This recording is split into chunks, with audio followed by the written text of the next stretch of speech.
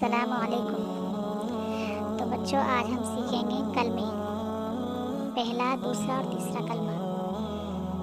تو آئیے شروع کرتے ہیں۔ بسم اللہ الرحمن الرحیم۔ پہلا کلمہ طیب، لا الہ الا اللہ محمد الرسول اللہ صلی اللہ علیہ وسلم۔ اللہ کے سوا کوئی عبادت کے لائق نہیں، محمد صلی اللہ علیہ وسلم اللہ کے رسول ہیں۔ دوسرا کلمہ شہادت، اشہد ان لا الہ الا اللہ وحدہ لا شریک لہ واشہد ان محمدا عبدہ ورسولہ۔